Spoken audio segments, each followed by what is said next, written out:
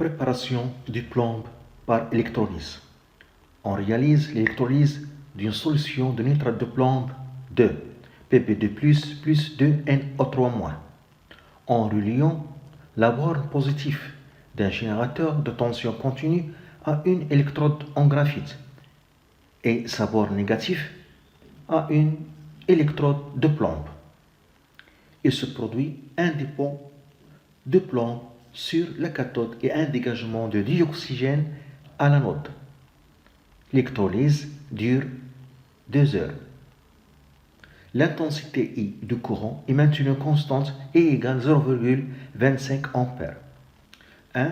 Quelle est la quantité d'électricité qui a traversé l'électrolyseur? 2.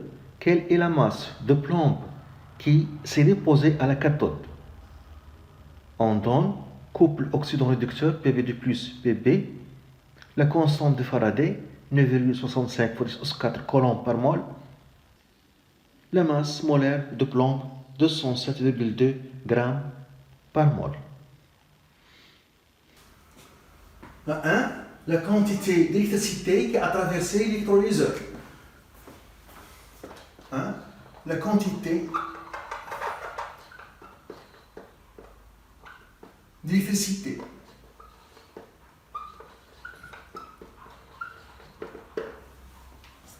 Donc on a la relation Q est égal E fois delta T.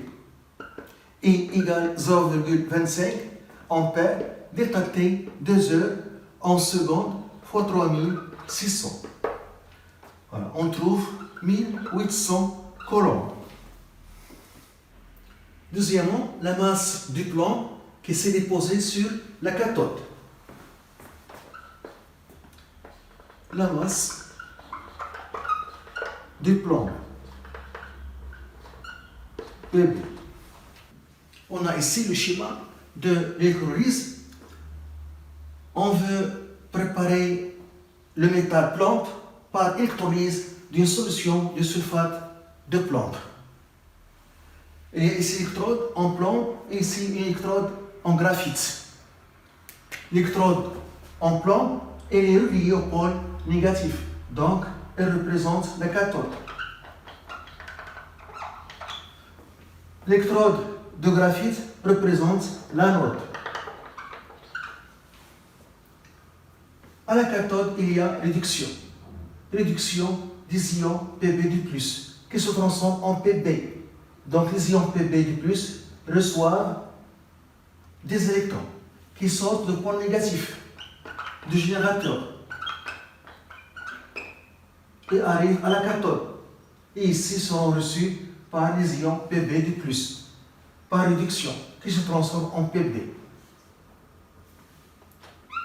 Le sens de déplacement des électrons, le sens contraire du sens conventionnel du courant électrique. Ici, il n'y a pas d'électrons, il y a des ions. Donc, les cations se déplacent vers la cathode, Pb2+, et les anions vers l'anode, SO4 de moins.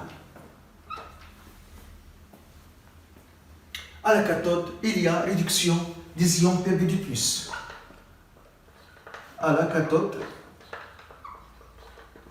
il y a demi-réaction Pb2+, plus 2 électrons donne Pb. La demi-équation de réduction. Elle est équilibrée et on voit ici que le passage de 2 moles d'électrons donne 1 mole de plomb. Le passage de 100 moles d'électrons donne 50 moles de plomb. Le passage de 200 moles d'électrons donne 100 moles de plomb. Donc, on a la quantité de plomb qui se forme est égale à la quantité d'électrons qui passe, qui est échangée pendant la durée delta T sur 2.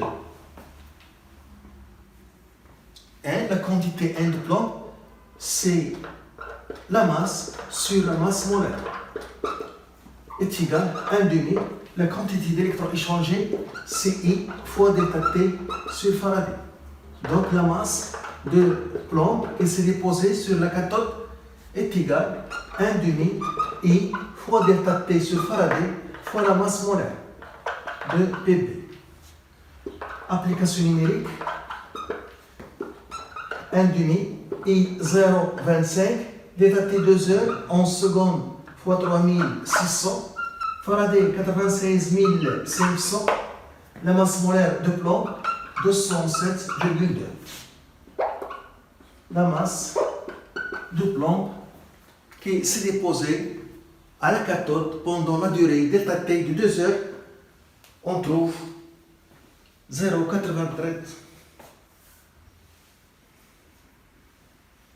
On trouve 1,93 grammes.